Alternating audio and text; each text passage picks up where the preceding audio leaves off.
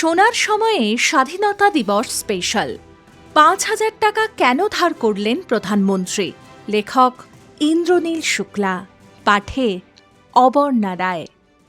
১৯০৪ সালে ২রা অক্টোবর মুঘলসরাইতে জন্ম হয়েছিল লাল বাহাদুর শাস্ত্রীর। তিনি ছিলেন ভারতের দ্বিতীয় প্রধানমন্ত্রী এবং ভারতীয় জাতীয় কংগ্রেসের নেতা। ১৯২০ সালে তিনি ভারতের স্বাধীনতা আন্দোলনে যোগদান করেন। খুব ছোট বয়সেই বাবাকে হারিয়েছিলেন লাল বাহাদুর শাস্ত্রী। এরপর মায়ের সঙ্গে মামার বাড়ি মির্জাপুরে চলে গিয়েছিলেন। সেখানেই শৈশব কেটেছে, প্রাথমিক শিক্ষাও লাভ করেছেন সেখানেই। ১৯১৭ সালে শাস্ত্রীর বয়স ছিল মাত্র ১২ বছর। এই বয়সেই ভারতের জাতি ব্যবস্থার প্রতিবাদে সরব হন তিনি। নিজের পদবি শ্রীবাস্তব ত্যাগ করেছিলেন।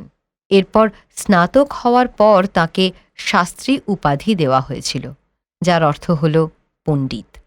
১৯৪৭ সালের ১৫ই আগস্ট ভারত স্বাধীন হওয়ার পর পুলিশ ও পরিবহন মন্ত্রী হন শাস্ত্রী। তাঁর শাসনকালে প্রথমবার মহিলা কন্ডাক্টর নিয়োগ করা হয়েছিল।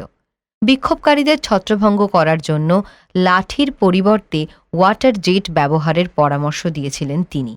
তার আগে পর্যন্ত বিক্ষোভকারীদের ছত্রভঙ্গ করার জন্য লাঠিচার্জ করা হতো। সরকারি কাজে ব্যবহারের জন্য তাঁর একটি শেভরোলে ইম্পালা গাড়ি ছিল। একবার তাঁর পুত্র গাড়িটি চালানোর জন্য ব্যবহার করেছিলেন। যখন এই বিষয়টি তিনি জানতে পেরেছিলেন, তখনই তিনি তাঁর চালককে জিজ্ঞাসা করেছিলেন যে এই গাড়িটি ব্যক্তিগতভাবে কতটা ব্যবহার করা হয়েছে। যতটা পথ সেই গাড়ি ব্যবহার করা হয়েছিল, সেই টাকা তিনি সরকারি অ্যাকাউন্টে দিয়ে দিয়েছিলেন। ১৯৫১ সালে দিল্লিতে কেন্দ্রীয় মন্ত্রিসভার একাধিক দপ্তরের দায়িত্ব ছিল লাল বাহাদুর শাস্ত্রীর কাঁধে।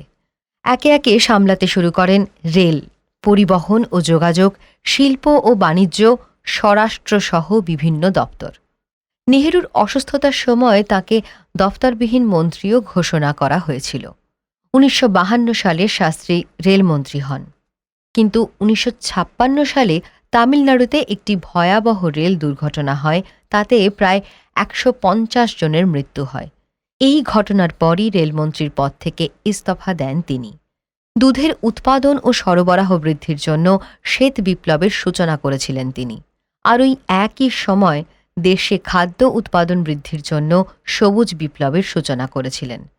লাল বাহাদুর শাস্ত্রী প্রধানমন্ত্রী হওয়ার পর ১৯৬৫ সালে ভারত পাকিস্তান যুদ্ধ বাধে। সেই কঠিন পরিস্থিতির মধ্যে দেশকে রক্ষা করেছিলেন তিনি। সৈনিক ও কৃষকদের গুরুত্ব বোঝানোর জন্য তিনি জয় জওয়ান জয় কিষাণ স্লোগান দিয়েছিলেন। ভারত পাকিস্তান যুদ্ধের সময় দেশে খাদ্যের অভাব দেখা দিয়েছিল, দুর্ভিক্ষের সৃষ্টি হয়েছিল দেশে।